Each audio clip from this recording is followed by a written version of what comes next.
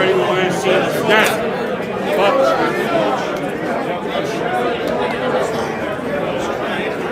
Freddie Wine wear a seat? Yeah, let's get a seat.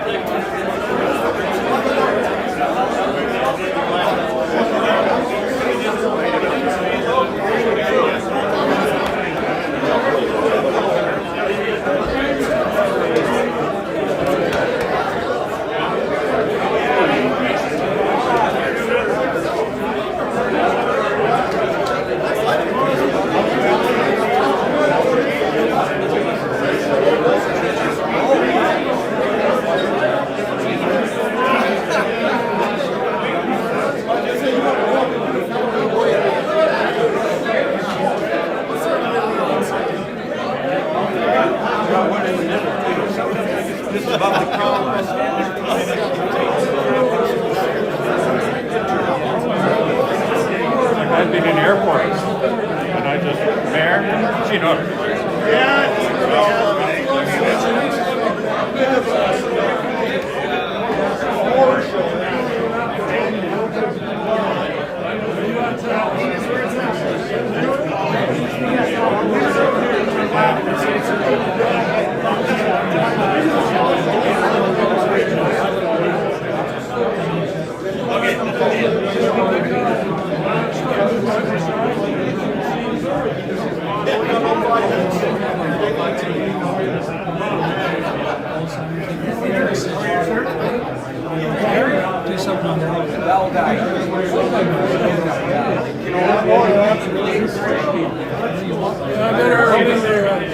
I never got that picture of what got the tractor. We sent it, but it's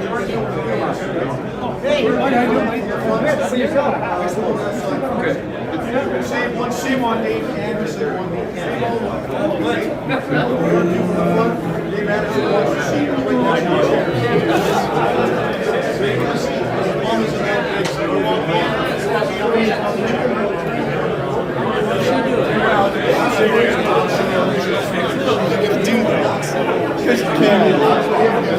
I'm away in January for a good month. Next year.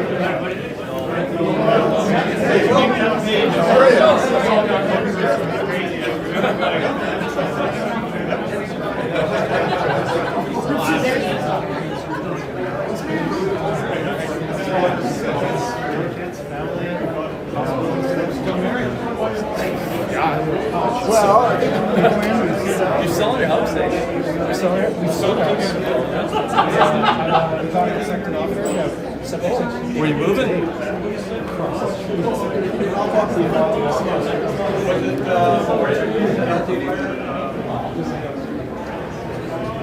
Yes, Wayne Mijo. Yeah, Buddy. yeah. Hey, young fella. We're hiring, you know. Get your application in. We'll put a good I'm word in. in. I'm in. You know, you would be. You're still overqualified compared to what we get now.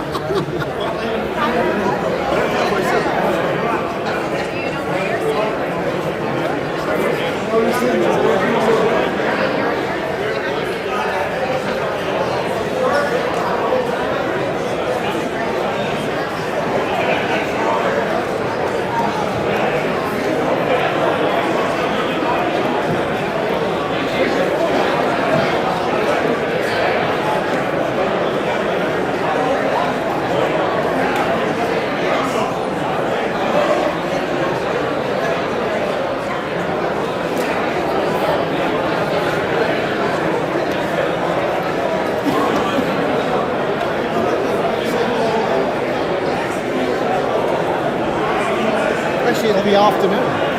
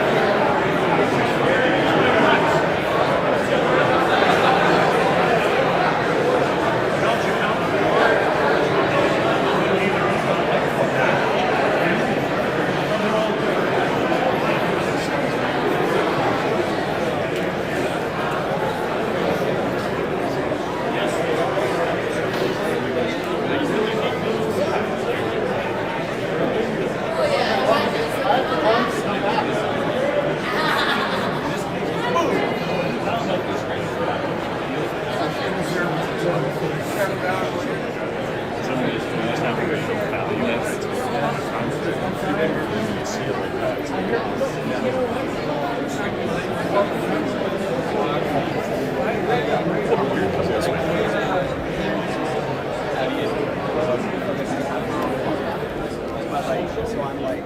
So it's,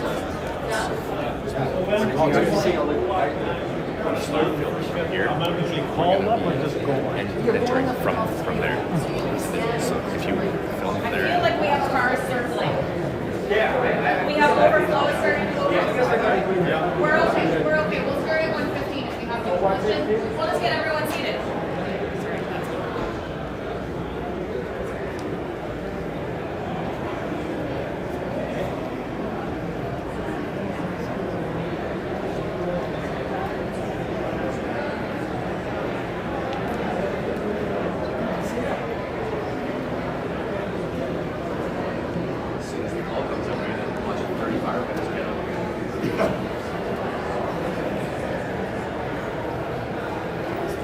I think we're into overflow now, so let's just give it a bit of time. A few minutes, anyways. I haven't seen the level come back either. Is anyone in communication with them? Or can just see what's going on down the road?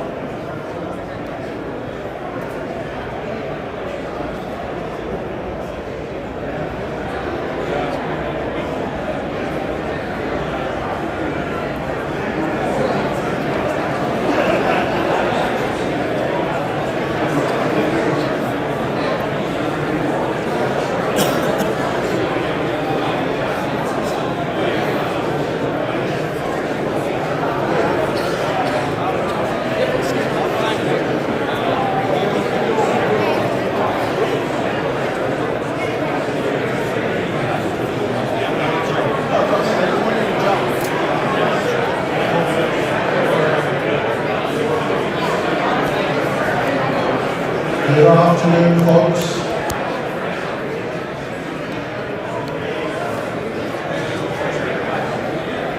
Good afternoon.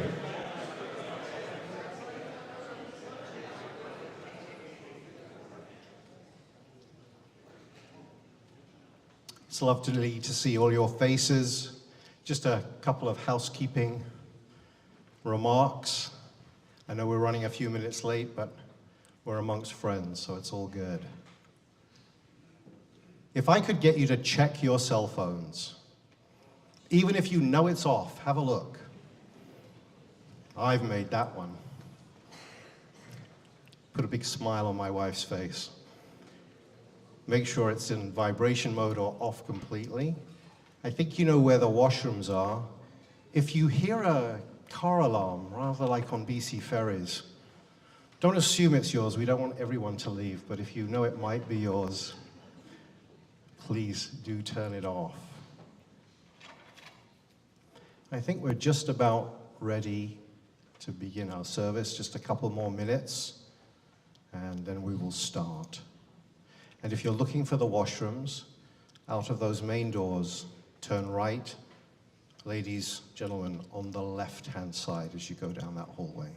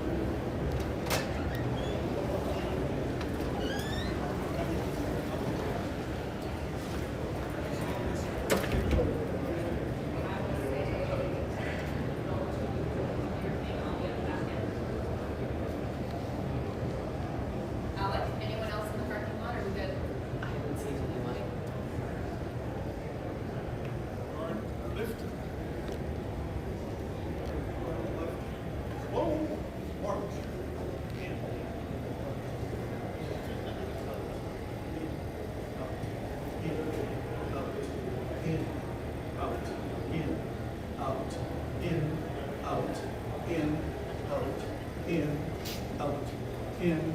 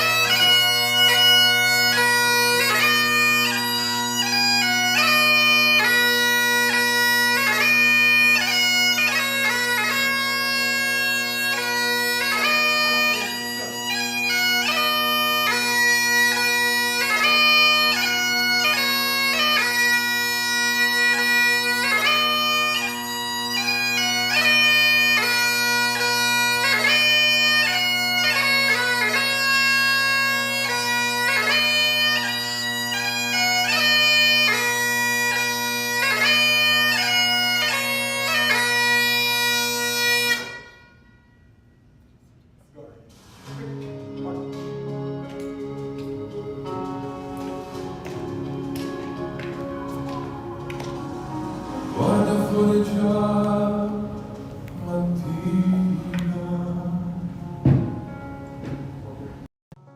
Questo è un giorno che ricorderai. Alzati in fretta e vai. C'è chi credente non ti arrendere.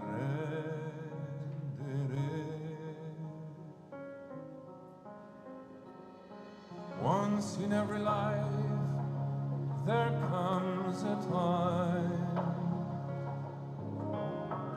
we walk out all alone and into the light. The moment won't last, but then we remember it again when we close our eyes. Like stars across the sky, che per vincere tu dovrai vincere. We were born to shine, all of us here because we believe.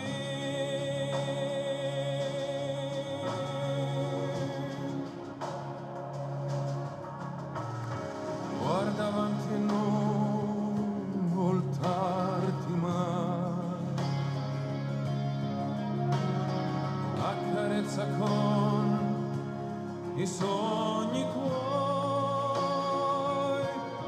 le tue speranze e poi verso il giorno che verrà c'è un traguardo là. Like stars across the sky, e per vincere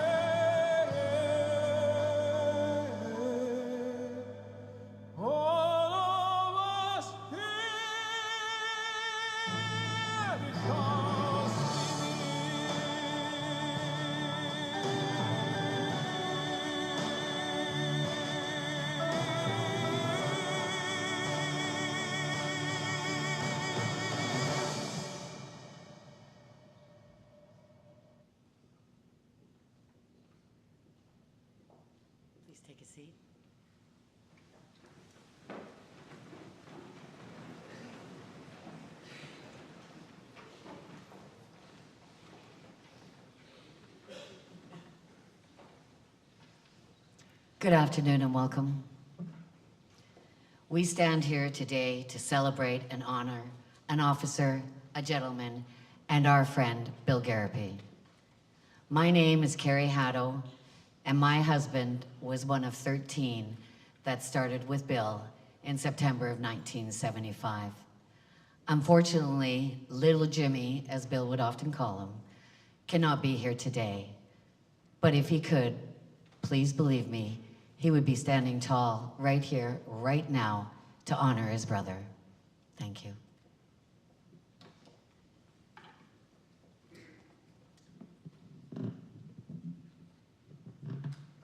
Hi, my name is Terry Tinkley, and I'm representing myself and Glenn. Many of you know that Glenn passed away March of 2021. Billy and Glenn worked on D shift together as they both concluded their fire service. So isn't it something that Carrie represents Jimmy here as Billy's beginning of fire service, and I stand for Glenn at the end of fire service. And I just think, here we are, all of us. At this time, I'd like to introduce a very good friend of Billy's. Please welcome June Miller, also known affectionately as Junebug.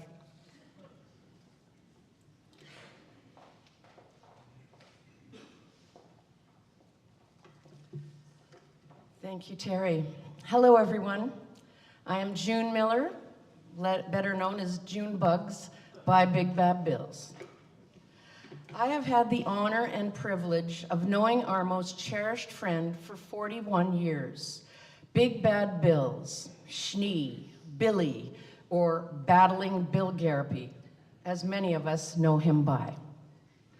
I remember the first time I met Bill when he lived in an apartment building on Minaroo Boulevard, where 10 of his closest buddies also lived. To say it was a fun time during our younger years would be an understatement. Truly the best memories of the greatest parties with so many of his friends back in the day. Big Bad Bill, he was the legendary barbecue king, as I'm sure many of his friends and colleagues can attest to. Precision and perfection was everything to Bill, and in the most humorous way when it came to his barbecuing skills. At family gatherings, we all had to clear the kitchen and patio and at lightning speed, as there was no getting in his way when it came to getting close to those steaks done perfectly. The kids always got such a kick out of his hilarious, goofy antics and never failed to disappoint. In 1989, at 36 years old, Bill decided to go back into the boxing ring at the World Police Firefighter Games, as boxing being one of his longtime passions. We were all so thrilled to see him show up in his white satin cape, embroidered with Big Bad Bill.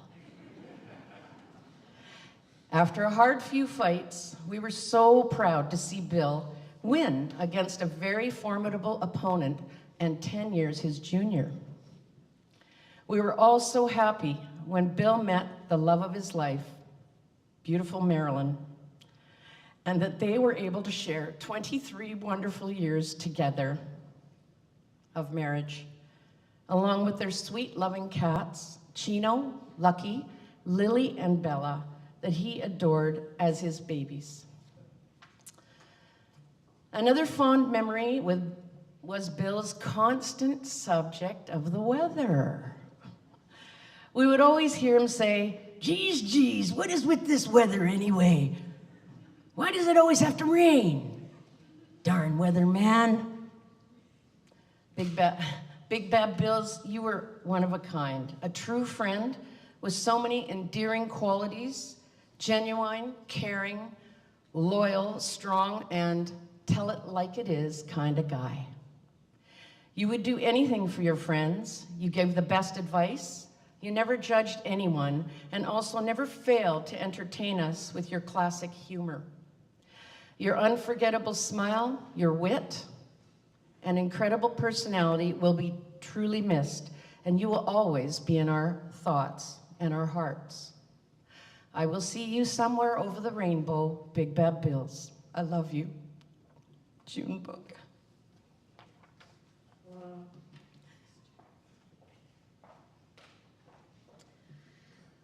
Thank you, June. Our next speaker started with Bill also in September of 1975. Jeff Lake.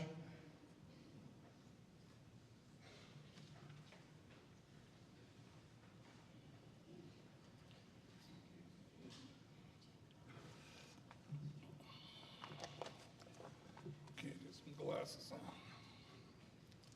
Good afternoon. Good afternoon, everybody. Talking to the mic. On September 8th, 1975, Bill, along with 12 other members, walked into number 1 fire hall to begin their training as Richmond firefighters. Bill had just turned 24 years old the day before on September 7th. The rest of the guys ranged in age from 21 to 27. Jimmy Haddo was the youngest at 21, and Terry Dodd was the oldest at 27. We came from all different walks of life. Some guys worked at the works yard, some guys were carpet layers, some guys were fixing business machines, Harry out there. I believe Bill worked at the works yard at some point in time, but I don't recall if he actually came straight across to the department or not. The group of 13 was the largest hiring group that the department had ever taken on to that point in time. It was partly because the department had transitioned from part-time volunteer to part-time career to full-time career. The group became known as the Group of 75, and over the years, it would do a lot to help the department become professional and the organization is today. On the first day on the job, we were all assigned an equipment number. Now, little did we know at that point in time, that's what we thought it was an equipment number. What it was a seniority number. And it affected us for pretty well the rest of our careers. The oldest guy got to be the most senior guy, and the youngest guy got to be the junior guy. Jimmy was the junior guy. Bill fell pretty well in the middle. He was 24 at the time, so he fell right in the middle of the group. Most of our first 8 weeks of basic training took place in either number 1 hall or number 3 hall. Because of the large size of the group, they'd split us up, on a regular basis, and some would go to 1 hall, some would go to 3 hall. But at the end of every day, we all headed to the Skyline Hotel, and there we would sit and drink beer and discuss the day's events and what went on. It was the beginning of a forging of a bond that lasted for 50 years up to this day. At the completion of our basic training, which was 8 weeks, we were split into 4 groups and then assigned to the shifts. Now, Roy Fox, Bill, and Dave Cullen got assigned to C shift, and that's where they spent the first portion of their careers. One of the things about all of us going on different shifts is as soon as you got on shift, the indoctrination was that regardless of what you've been told, this shift is the best shift. The other guys don't really know what they're doing, and nobody works as hard as our shift. So we all got the same story. Now, there's many stories that can be told about the practical jokes played on new recruits when they coming in. Our group was no different. We had all kinds of groups or all kinds of jokes played against us. Most of them were in good fun and meant to test your ability to get along with a group of guys. Today, those same practical jokes would probably be called hazing, but back in those days, they were different times. At the completion of 6 months we did both a written and an oral exam, and all 13 of us were successful in completing our probationary periods, and now we're considered full-time, although junior members in the department. At the conclusion of 12 months on the job, we collectively decided, the 12 of us, that we were going to go out and have a dinner and celebrate a year on the job, and that began a tradition that we kept up for 25 plus years. Every year, on and around September, we'd all get together, go out for a meal, drinks. Bill was a regular attendee, went to all these dinners. Now, the first few years of the dinners went very peacefully. They were quite good. But within, I'd say, 3 years, boys will be boys, alcohol added, and somebody would have a disagreement at the dinner table, and it would become a disagreement that would have to go outside to be settled outside rather than settled inside. It was a regular occurrence.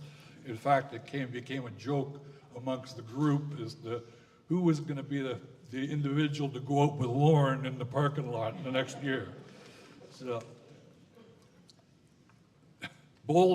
Bill's role in that was because of his boxing prowess, he was the peacemaker, so he would be the one to go outside and try to split the guys apart and kind of calm the situation down. Most of us would be sitting at dinner having drinks, and on the odd occasion, Bill actually had to get involved in the bout to calm it down. Somewhere along the line, we picked up a den mother. One year, we all showed up, the 12 of us showed up for dinner, and there sitting with us was Wayne McCluskey. And it was kind of, how did he get here? And he came the next year, he showed up again, and it was, okay, well, he was there again. So Wayne is now the den mother, and continued on with us for years to come. And I think the original concept was that Wayne might, having a den mother might keep it a bit more peaceful. We'd have a little less fights, but it never did help. Okay, on the 10th year of our anniversary, or 10th year, we decided instead of just a dinner, we were going to go to Vegas. Now, there's not enough time to tell you the stories that took place in Vegas, nor would they be fit to be told at this party. But over the years, we went to Vegas several times, and even though we were in another country, still somebody'd go outside and settle the dispute doing dinner. By the mid-'80s and '90s, the group of 75 was firmly entrenched in the operations of the department and was starting to take a leadership role in several areas. We were the first aid instructors and the water rescue instructors and the high angle instructors, the driving instructors, and members of the union executive. Lauren Sly was the first of the group to be promoted. I don't have the years. I tried to find out the years of promotion the other day. I called up, and believe it or not, they're in the archives. So that's where they think of us now. We're in the archives. Anyway, Lauren was the first one to be promoted, but by mid-90s, everybody in the group had been promoted to lieutenant and then up to captain.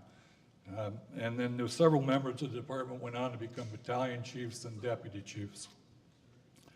The first to retire in the group, of the group of 75, was Lauren, once again in 2000.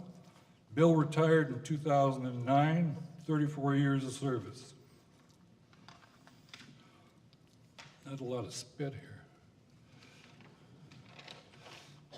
Okay, the last guy to retire was Jim Haddo in 2011. So by 1975 to 2011, at that point, we'd moved out of the department. Of the original 13 members of the group of 75, with Bill's passing, there was 9 members left. Okay, at one of the last dinners we had together, there was a decision made amongst the group to everybody throw in a few dollars and buy a quality bottle of whiskey. And somebody would hold the bottle of whiskey until such time as there was only 2 or 3 of us left. Hopefully that's still a long way in the future, but when the last 2 or 3 are left, then their job is to open the bottle of whiskey and toast those that have gone before them. And now Bill's name will be added to those that will be honored by the last 2 or 3 of the group. Bill was a lovely man, very proud to be his time in the department, and he was also very proud of the fact that he was part of the group of 75. He used to, on a regular basis, somebody would do something and he'd go, hey, 75. He's going to be missed, so thank you.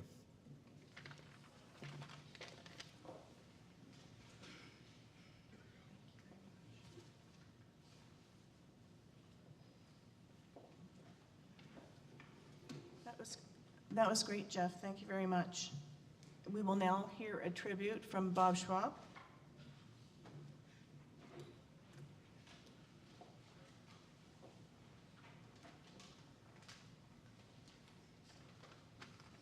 Hello, everybody. One of my fondest memories of Bill was about, I don't know if it was 10 or 15 years ago. Every year, the Richmond Fire Department, we have a tournament, golf tournament, usually across the line in the Bellingham, Mount Vernon area. It's 3 days of intense competition.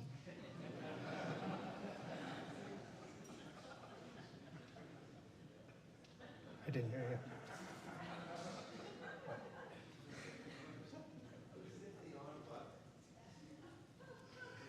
Where was I? So it's intense competition. The second day is the most intense. Everybody plays 18 holes, and immediately after we play 9 holes of what's called alternate shot.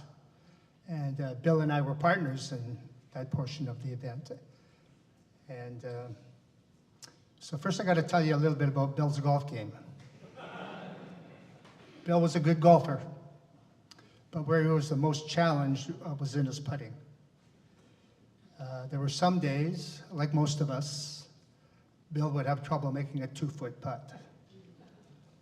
And sometimes when he missed a short putt, he'd glare at his playing partners as if it was their fault that he missed the putt. And you weren't allowed to laugh because Bill would get angry. I know there was a couple of times I had to run behind a tree or a bush and just burst into laughter. So on this day, Bill and I played the first 2 holes, and we shot par on the first 2 holes, which is pretty fantastic for us.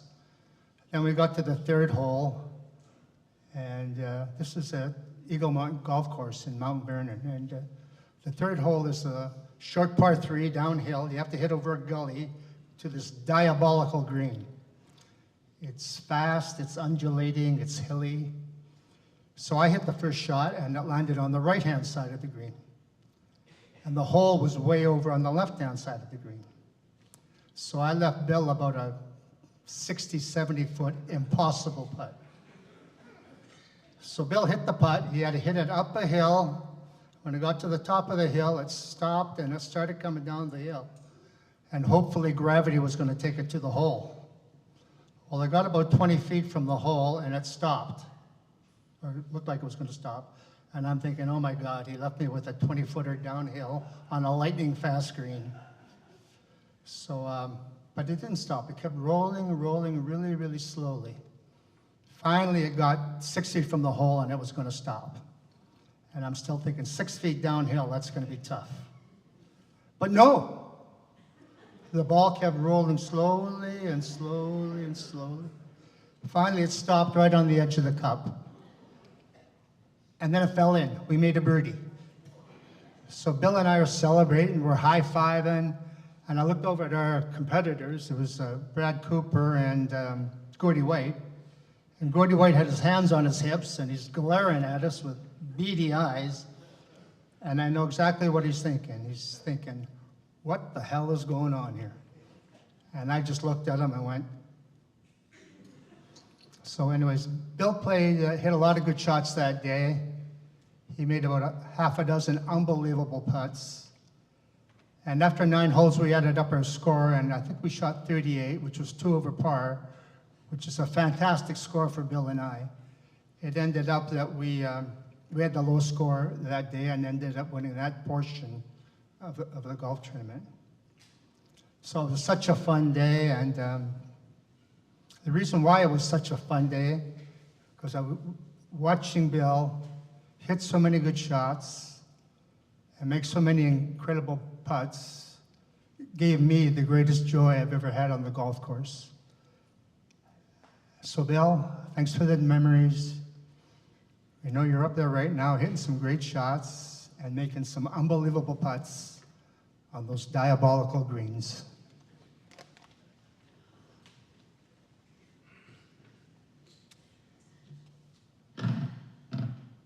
Thank you, Bobby. Our next speaker is Bill's brother, Mike Gariepy.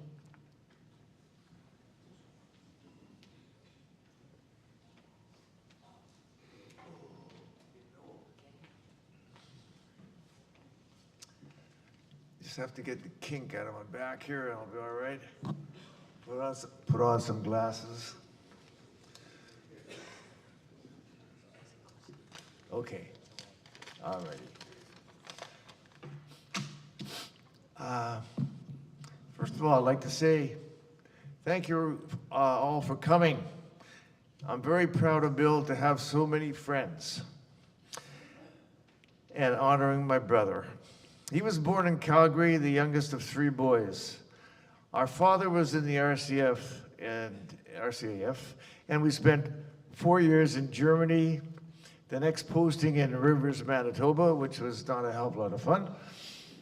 And after Rivers, my dad got posted to Sea Island, and obviously we came with him. Bill started out to be a really good sportsman. He played Little League ball as a catcher, and from then on, he'd played ball throughout his whole career. When he was young, Billy also took up tennis, and he was very, very good at it at about 9 years old. Unfortunately, that stopped when he had spinal meningitis.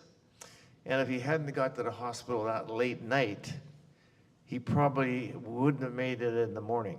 So right from the get-go, Bill had a lot of injuries and medical problems, like replaced hips and stuff like that.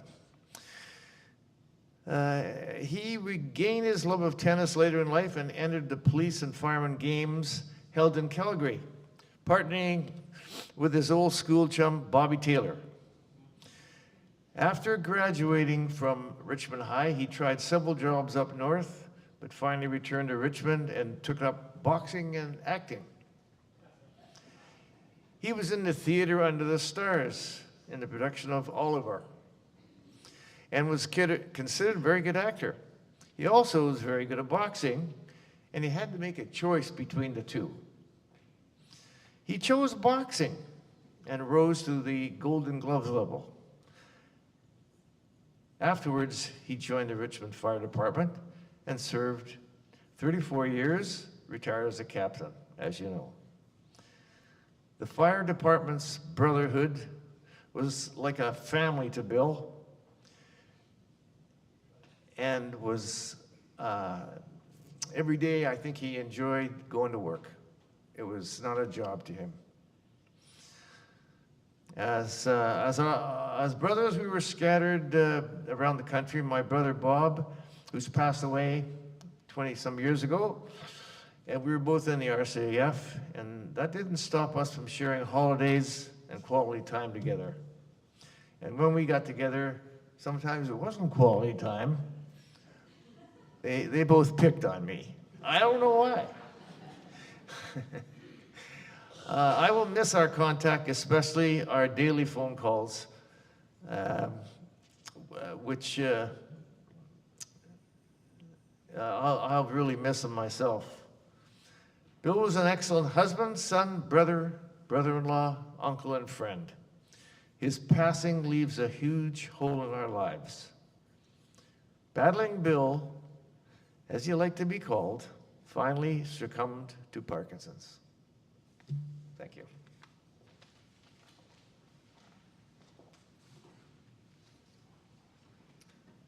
Thank you, Mike, for speaking so well about Billy. Please welcome the eulogy speakers, Gordie Falls, Peter Jensen, Dennis Roshinsky, and Tim Hackle, in no particular order.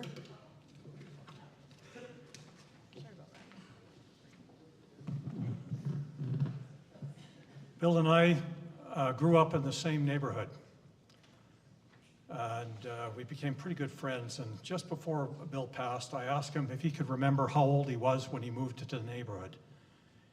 He thought he might have been around 9 years old when he moved there, and I said, you know what, we've known each other somewhere between 60 and 65 years. I would say that's a long time to him. He said, yeah, he said, and we gave each other a big hug and we started to cry. Everybody that knows Bill has a story. There are good times, there are sad times, and some you could probably go to jail for. This is one of these stories. I need to clean up. This is one of these stories, at least it's my story anyways. Back in the day, there was quite a few places in Richmond that we went to on a regular basis. Matches was one, and I'm sure a lot of people here know where Matches was. As we got older, it became known as the Wrinkle Room.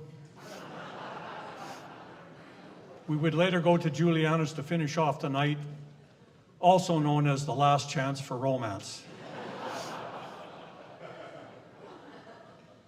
Most times we would go for dinner before heading out somewhere. This one night we were going to Matches, so we went to dinner at the restaurant next door. We were buffed up. I had a crisp white shirt on and a pair of black pants, and I'm hoping they weren't bell bottoms, but they might have been because that was the 70s. Bill was dressed to the nines, and most importantly, we had to impress the ladies. I remember exactly what we ordered. Bill ordered spaghetti and meat sauce.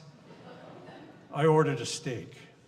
Bill would eat spaghetti Italian style, twirling the spaghetti on a large spoon. We were finished and it was time to go to Matches. I went to the washroom to wash my hands, etc. I entered the bathroom, got to the mirror, and to my horror, my crisp white shirt was covered in red dots.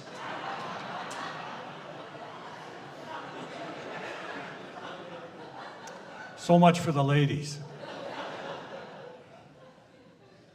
I had the privilege and honor to spend a big part of the last 2 days of Bill's life before he passed, thanks to Marilyn. We talked, we had a few laughs and cried. He said to me, Pete, we have to have a party after. I said we will, Bill, but it's going to be tough finding a place big enough. He looked at me not quite understanding. I said, Bill, there's going to be a lot of people there to say goodbye. I'm not sure he believed that, but he looked pleased. I'm sure he'd be pretty pleased if he was standing here today. I'm going to miss you, my friend. I will carry your stories, your laughter, and memories with me for the rest of my life. To Bill.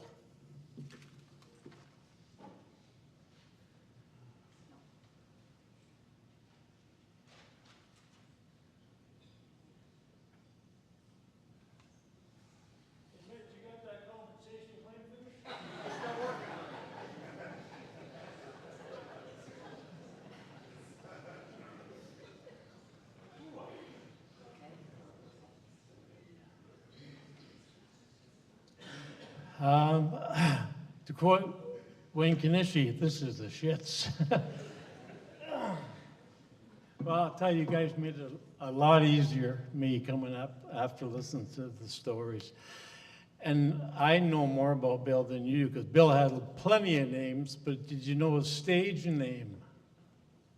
He came up one day to me, Hack, I'm going to be an actor. My stage name is James Perry. Remember that. Oh, can I say? Bill was more than a friend. He was a brother. My older brother, Gary, played ball with him.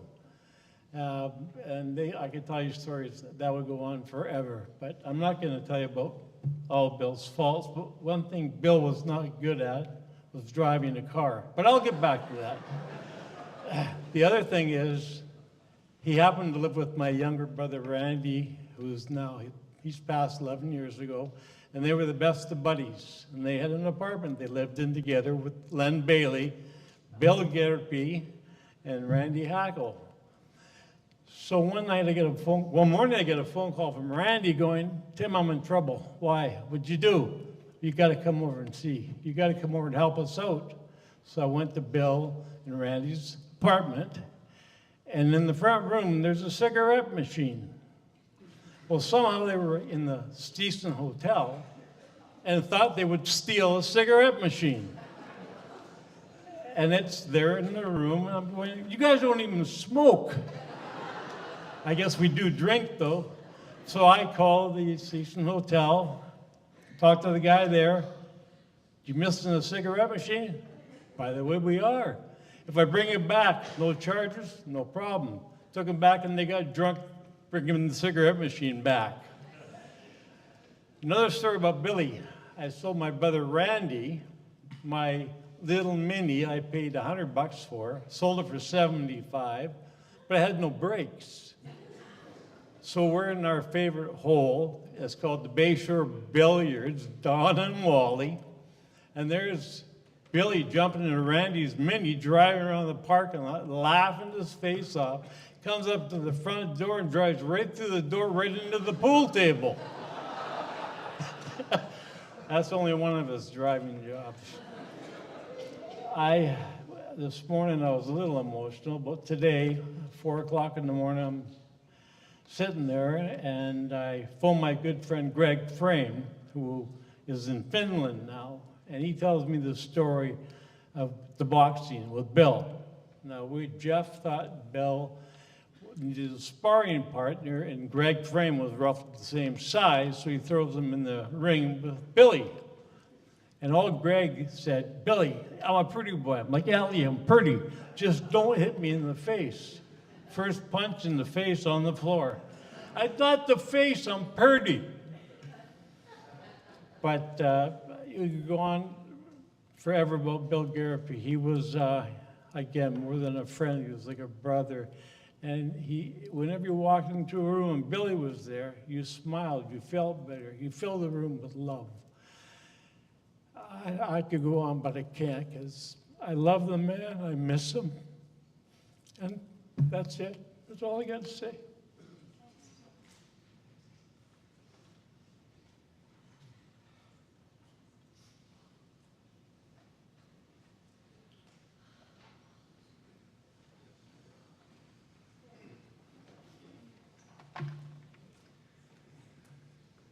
Well, that's a hard act to follow, those two guys. But good afternoon, Marilyn, and family and friends, and all of you that came here today to honor the life and times of our friend Bill Gariepy. For those of you that don't know me, my name's Gordy Falls, and as Bill used to say, Gordy Falls. And the only other guy that still says that is Dave Bowe. He's the only one that says that, and he left into the whole group. Bill used to have a way of intoning those kind of voices, and as you heard before, he thought he was a thespian actor and all this kind of stuff, and he'd quote, Clark Gable, I don't give a damn, and all that kind of stuff. He was quite theatrical. He used to make us all laugh, and big thing about Bill was he was a gentleman. He loved a good joke. He liked to tell stories, and if you hear he was an actor and you hear about his boxing, that made Bill kind of a Renaissance man, that he liked the arts and that kind of stuff, but yet he was in a violent sport like boxing, and he played baseball and all that kind of stuff. But he used to break us up sometimes. He'd do a quote, and he does a quote from Camelot, where King Arthur says, in his big booming theatrical voice, he goes, Merlin, make me a hawk and let me fly away from here. That was Bill Gariepy. He'd do that, just he'd break up the whole fire hall and all that. But you see, he would do that kind of stuff, but yet he was physical and strong and a Golden Gloves boxer and a soccer player, and like his brother Mike said, he was a ball player. And a bunch of you know that he liked fast pitch. He ended up down in the Steveston League, and I think Gary and the boys, they had a team down there. And he was a catcher, and he really, really loved that. So through all that, I found Bill to be a loving, caring man, and when you spoke to him, he'd make you feel like you were the only one in the room. He made you feel welcome.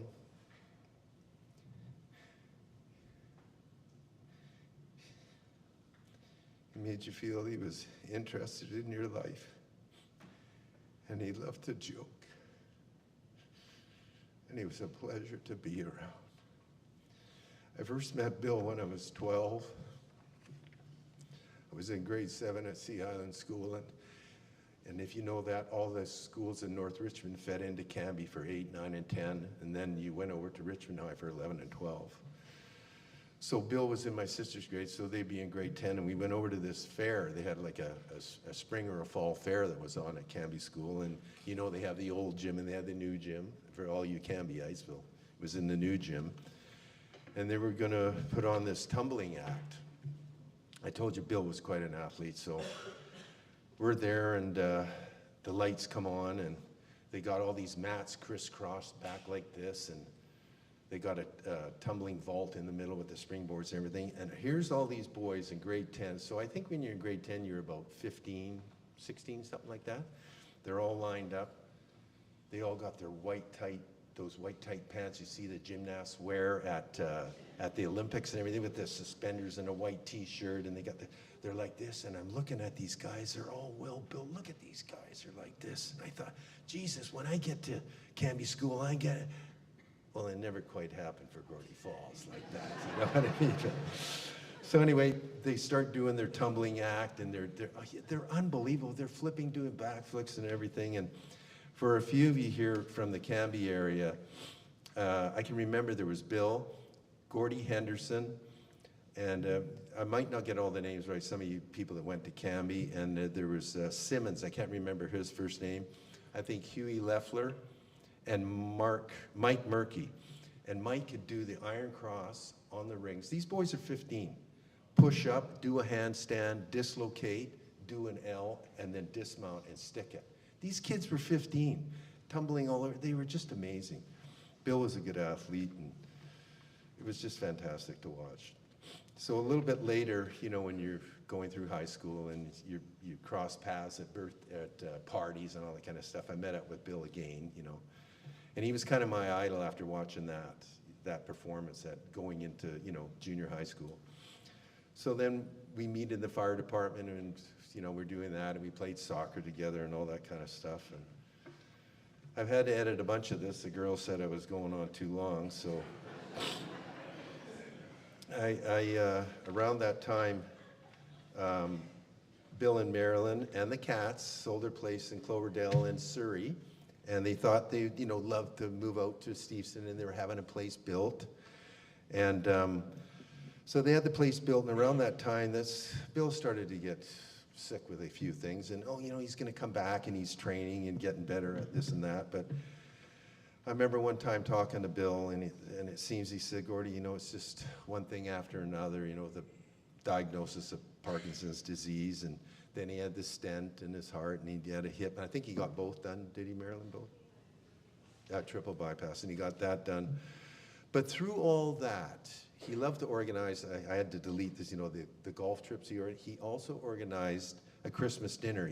We'd all go out for this big Christmas dinner. We'd either go to the Keg somewhere, and then we started to go for Christmas lunch or something, maybe in Richmond, when, you know, Bill wouldn't drive as far, and we'd go to the Earls or something like that.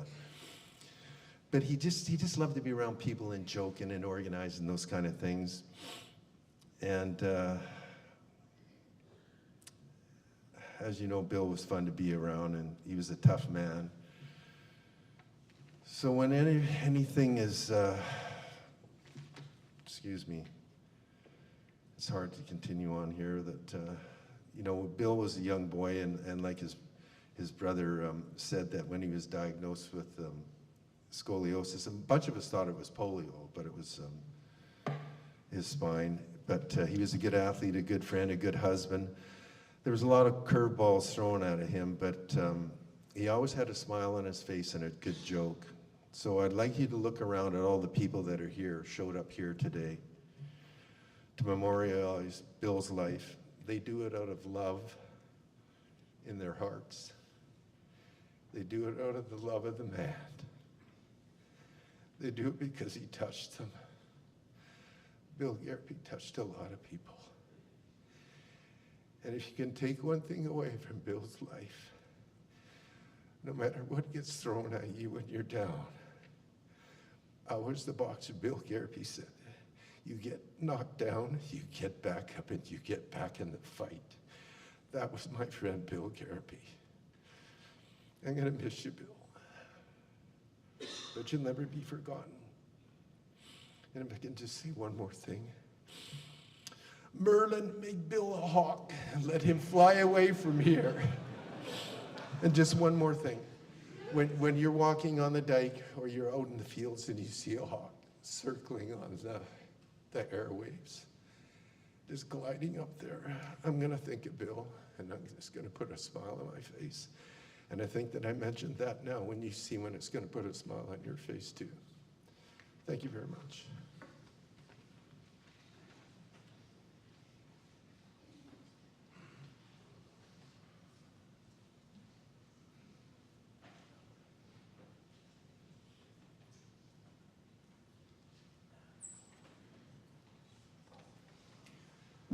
It is absolutely great to see so many old faces and friends of Bill's here.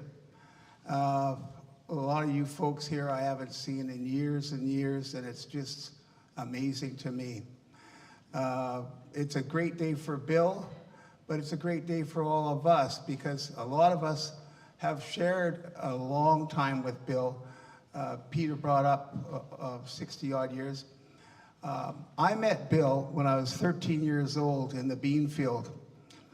We came from humble beginnings. There was no country club for us boys. There was no day camp we were invited to. We picked beans, we picked blueberries, we picked strawberries. We picked whatever we could to put a couple bucks in our pocket. One thing about me and Bill too, we both really cared about helping our mums. And I remember Billy would give some of his picking money to his mom, and I would give some of my picking money to my mother. But I had a good reason for it. My mom had 5 kids from 15 to 25. She was overwhelmed, and we had no money, so we were on friggin' powdered milk. And I said, Mom, I'm tired of powdered milk and puffed wheat. We got to up things, so I'm going to give you some money. In today's world, child services would take your kids away if you gave them bloody powdered milk. I could take a gallon of powdered milk down to Skid Row to the bums and they'd throw it on the streets. Nobody drinks powdered milk. I did. Anyways, we moved, we picked all the stuff, and then later on, again, like Tim said, at 14, we all moved into the ranks of the pool hall. We all went to Bayshore Billiards, and that was a land of 100 different characters, all types, some good, some bad, some weasels, some really good friends. But it was a good place to grow up. Tim told the story about the car. Yeah, he told that story. A week later, though, Bill was still trying to drive, but he still didn't know how. But he had ventured over to Minaroo Park, and my brother was playing around, and he shouldn't have done it, but he got on the top of the hood, and Bill still didn't know where the brake was, and my brother went under the car, and instead of putting the brakes on, Bill kept on driving. Now, I'm in the car, and all I heard was kabump, kabump, kabump. And I'm going, Bill, the brakes. Oh, no, Dennis, I'll run over his head. I said, for Christ's sakes, you might not. You might not. And he turned to the left, and we got out of the car, and he had been drugged so far that his pants had been ripped off his bloody. He was down to his underwear, but I'm making light of it, but he actually had a broken collarbone and his head was all, it wasn't pretty. So we told Bill, there's no more driving, Bill. There's no more driving. Get a license, get insurance, go take some driving lessons, do something. But that was brutal. Later, okay, in the pool, we hung around a little bit longer, and we were kind of like wannabe hippies, but we were kind of rough around the edges, you know. We weren't real hippies. We wore like hippie clothes and love beads, but long hair, but we were kind of, I don't know, greaseball hippies. I don't know what we were. We didn't take too much shit. But I remember we love going on the road, and we loved going to those 3-day rock festivals in the States. So we planned this big trip. There was 5 of us, and we had a station wagon. Big Al Ducart was the driver, and there was 4 of us. So we had time to pick up 4 sleeping bags, nothing else. Pretty sad. But we were ready to go down to Oregon to see the Young Bloods and Redbone and all these bands. Anyways, me and Bill had to collect some money off a guy at the pool hall. So we go to the pool hall, and the name of the guy was Bob the Slob. So Bob the Slob owed us money. And I get into the pool hall, and I go, Bob, we're going away. We need that money. He goes, well, I don't have that much money. I said, Bob, I hate to say it, but you got to get it for us because we're leaving like today. Borrow it off somebody. Anyways, we got into a tussle, and the bugger, he grabbed my neck, and he pulled my love beads off my neck, and those friggin' love beads were bouncing all over the concrete floor, all these beads. And I lost it. I go, no, not the love beads, for Christ's sakes, man, not the love beads. And I pushed it on table 2, and just, anyways, took care of it. We got our money. We went on the road. We drove all day. We got into Oregon. We went to this festival. All we had was a station wagon with no tent. We just slept around the wagon. So we partied it up all day, saw some great bands. I went looking for new love beads because I wanted to still look the part, but and I wasn't going to tell anybody what actually happened, but it's okay. Anyways, the next morning, I'm kind of under the station wagon sleeping with my bag, and I get a kick on the side of my hip, and I look up, and it's Bill. And Bill goes, I go, what the hell are you doing? And he goes, Dennis, you're on my breakfast. Well, what I had done the night before, I was so drunk, I had found this nice loaf of bread, and I slipped it under my head to get comfortable with my sleeping bag. And when I lifted my head up, I pulled out, and it was like a pancake now. It was like a friggin' pancake. And I said, Bill, I'm sorry, I apologize. And I tried to fix it, but it was unfixable. Anyways, we had no bathrooms around us. So Bill always has to go to the bloody bathroom in the morning. And so I said, the good news is you don't have your bread, but I brought some toilet paper for you. Here, Bill. And I go, and he goes, well, where am I going to go? He goes, and I said, well, just go down there. It's kind of open. And then there's a little covered area there. And he goes, okay. And he goes down there. These 2 hippie girls come along. And they go, well, we're looking for this tented area. Oh, I said, hey, I know where it is. Just go down there. Just go down there, and there's a covered area, and it's just past that covered area. Anyways, all of a sudden I hear this wild squeal. It wasn't the 2 girls. And I just laughed. I go, oh, this is great. Yeah, I later on I got into the nightclub kind of business, and Billy was my roommate, and I thought, well, there was a bunch of us, and we decided we need a little help. We got to take boxing lessons. So I said to Billy, I said, how about if we take lessons from you, Bill? He goes, come on out. It was him and Freddie Fuller, who were really good boxers. So on Thursday nights, 7 o'clock, we had a small group of us, and you go into the ring. Well, I was in pretty good shape. I knew how to do all the sit-ups and stuff, but the boxing, I could. Anyways, I get into the ring, and across from me is Bill. And I looked at him. He's only 160 pounds, but he's a friggin' giant in my eyes. He's a Golden Glove champion, a legend. And we commence our fighting, and he proceeds to beat the hell out of me, you know, and I knew he liked it. I could see the look at his face. I could see how much he liked it. But I got to tell you something. I'm not a quitter. I still showed up every Thursday at 7 to get beat up by Bill Gariepy. You know?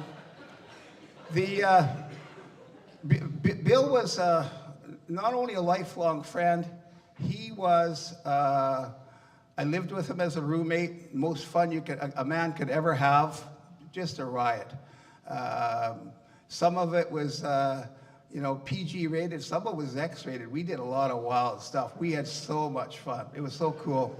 Anyways, he also was the best man at my wedding and just a lifelong friend.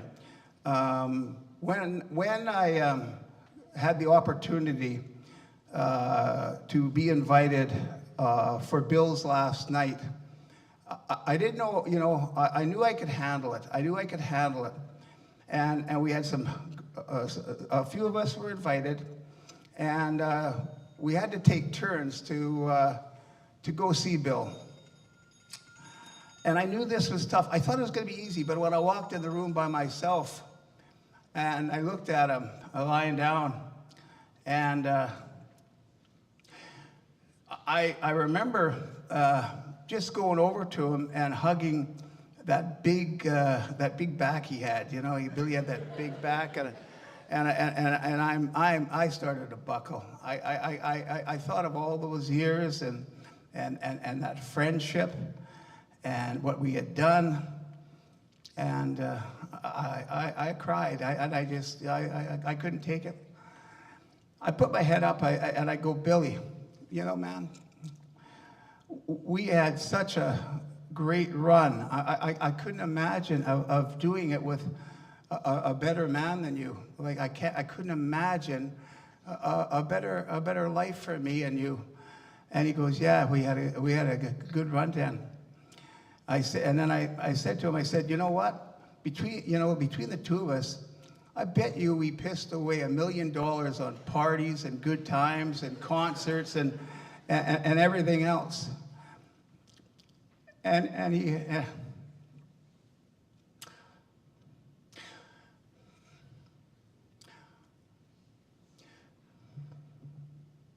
he looked up at me and he says, Dan, we probably spent $2 million.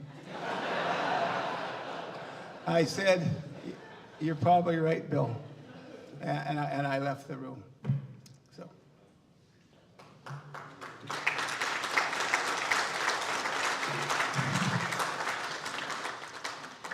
Wow. Such fabulous stories told by such dear friends. The next message we're going to hear is from Chief Wishlove, and Terry will read that.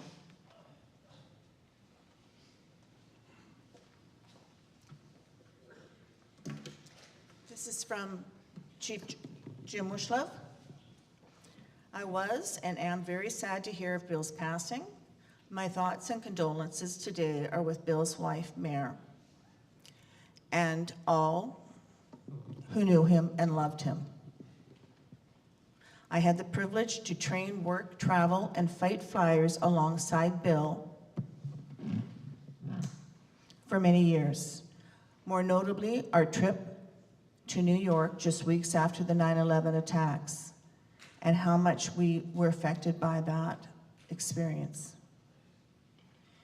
In the time I knew Bill, I and others could count on him to be an amazing, positive, friendly, outgoing, supportive, never saying a harsh word.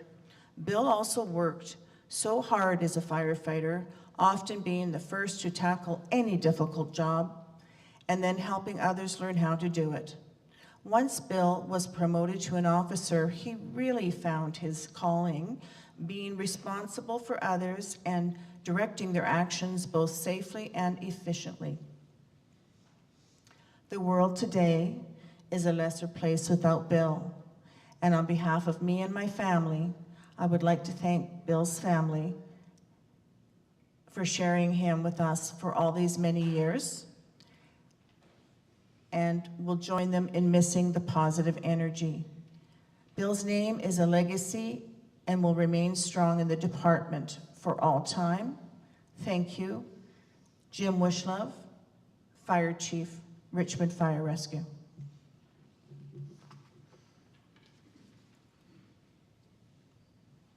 We're now going to be doing showing a video of Billy. A video production, and there will be a longer version of the video in the refreshment room. Please enjoy.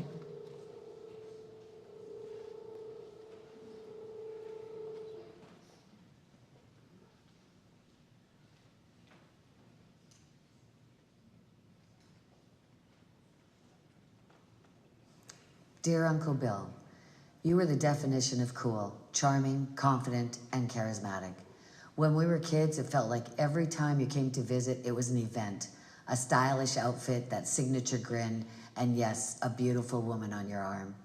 To us, you were this amazing mix of part movie star, part fireman, and most importantly, my dad's brother and our uncle. You gave the best Christmas presents, always current, always stylish, and always the gift we were most excited to open. And who could forget me and my brother bouncing on your waterbed in that legendary bachelor pad? You lived life with taste, flair, and always authenticity. We thought you were the coolest guy on earth, and we weren't wrong. You loved your career as a fireman, and you gave so much of yourself to it. Your courage, your loyalty, and your heart. You were a mentor, a friend, and a brother in arms to so many. And you collected friendships the way others collected keepsakes. Your laugh, your personality, and your energy could fill any room, and people naturally gravitated towards you. Later in life, you found your match in Marilyn, and I am grateful you got to share so many good years together. Thank you, Marilyn, for being there with him through it all. Uncle Bill, I will miss your stories, your spark, your laughter, and that larger-than-life presence that made every moment with you memorable.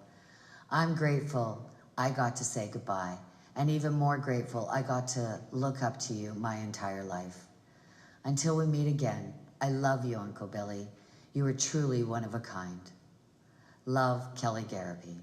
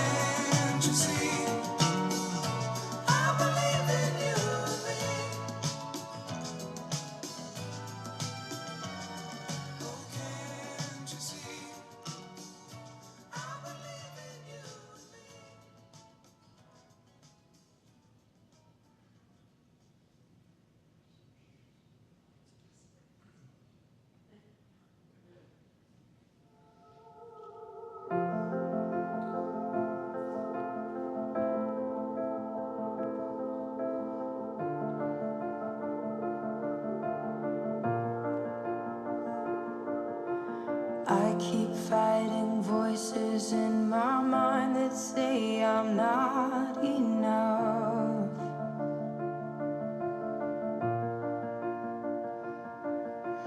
Every single lie that tells me I will never measure up.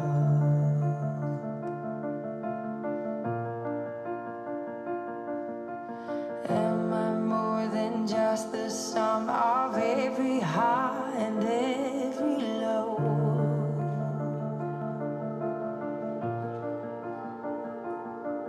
Remind me once again just who I am, because I need to know.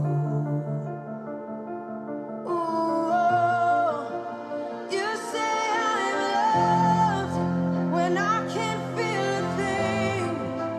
You say I am strong when I think I am weak. And you say I am held when I am falling short. And when I don't belong, oh, you say I am yours. And I believe, oh, I believe what you say of me. I believe the only thing that matters now is everything you think of me.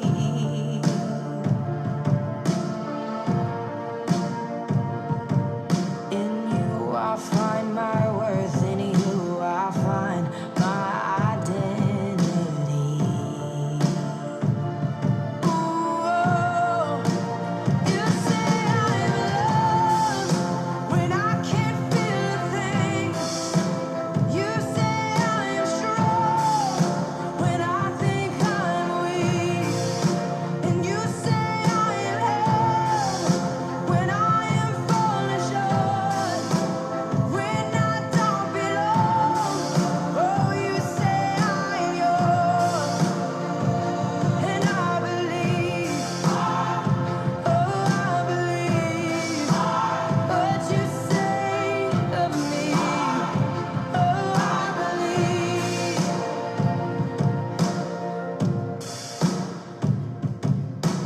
Taking all I have and now I'm laying it at your feet.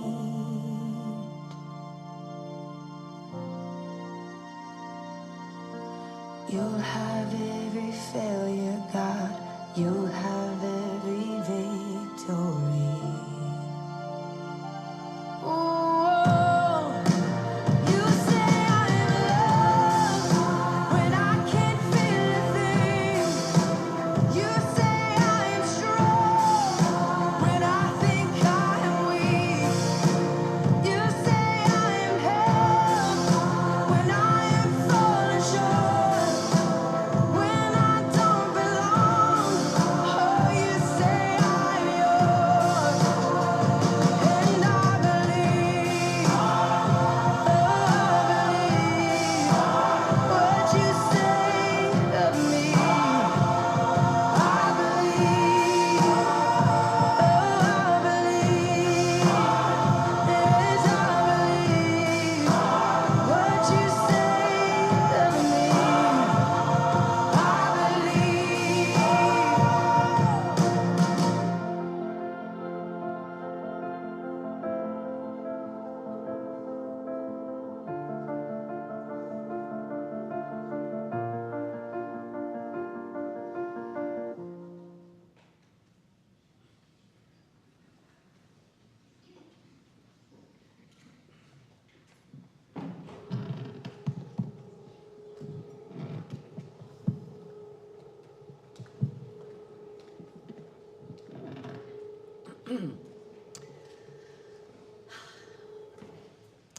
In closing, Marilyn would like to thank all the tributes that were made here today by all the very special speakers, and talk about tugging at the heart, my goodness. She would also like to thank Joni Rice for her constant caring, support, and love. Bill Mulder and the Honor Guard. Dave Anderson on the pipes. Normita and all the wonderful staff at Angels for You. the Richmond Fire Services for keeping Bill's dignity intact, Dr. Corey Hamilton and his very caring and efficient Secretary Louise, Bill Milaglov and all the people that came to visit him in the hospital and at home, all of the guests, and especially the out-of-towners that have traveled here to celebrate Bill's life. Ronnie Patterson, one phone call and you just come through all the time. Ronnie has actually reserved an upper level in the Pioneer Pub located at number 3 in Williams for anybody who would like to carry on the stories and to see some familiar faces. And Samantha Marcellin. Your guidance and compassion during this difficult time has really helped Marilyn a great deal. Finally, Marilyn would like to give a very big thank you to Lauren Sly, who has been her confidant and dear friend through all of this. Sorry. Please join us for refreshments in the reception area, where Lord Sly will give a toast to Billy. Following that, Bill is inviting you to have a cocktail on him, which obviously will be at the bar. Thank you for being here today. Know that you have warmed Marilyn and everybody else's heart. Thank you.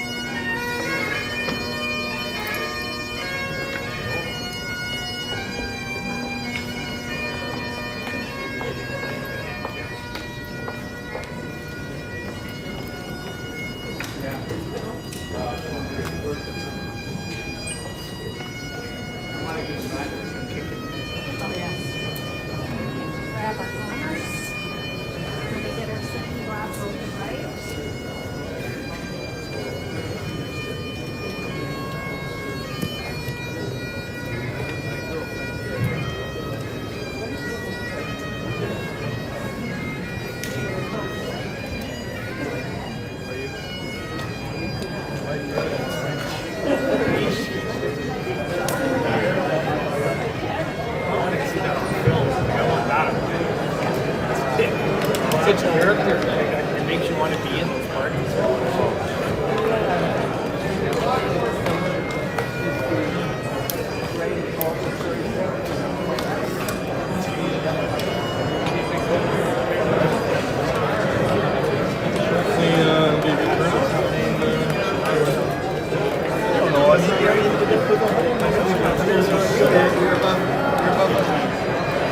You're ahead of the game now.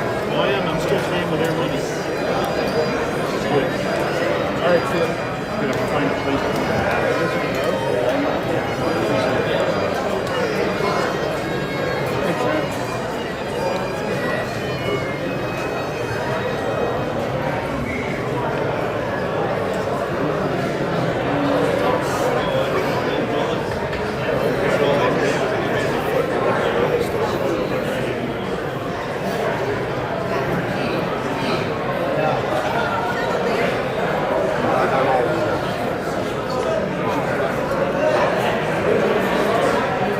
That's probably one of the nicest services.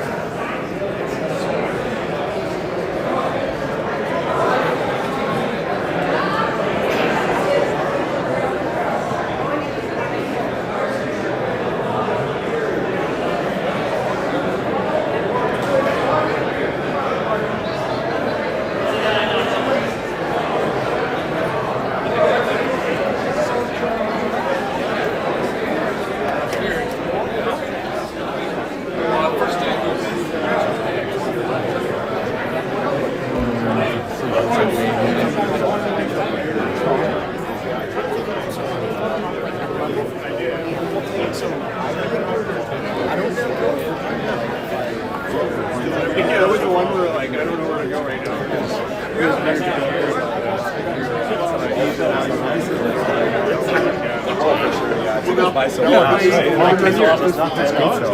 Everybody's the reboot.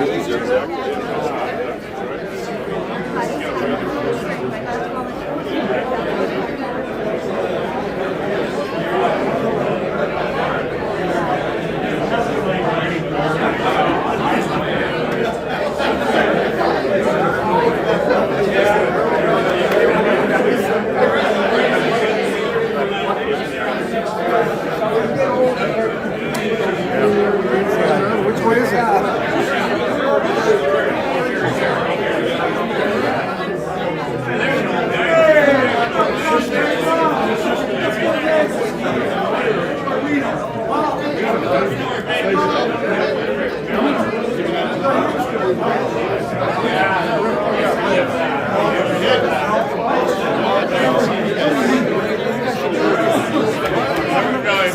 Remember Jared Brodsky when he spoke?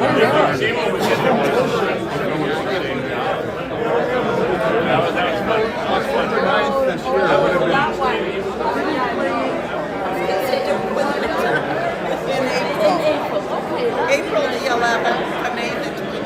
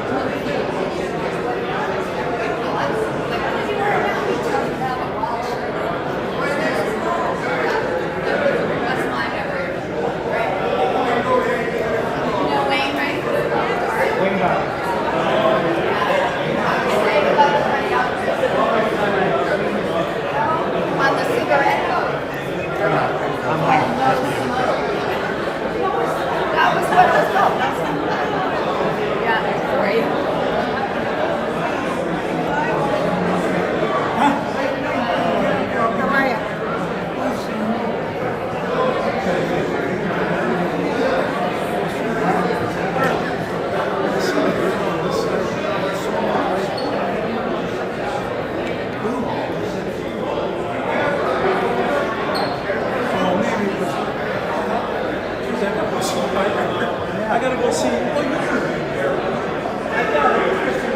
want to say goodbye to Billy.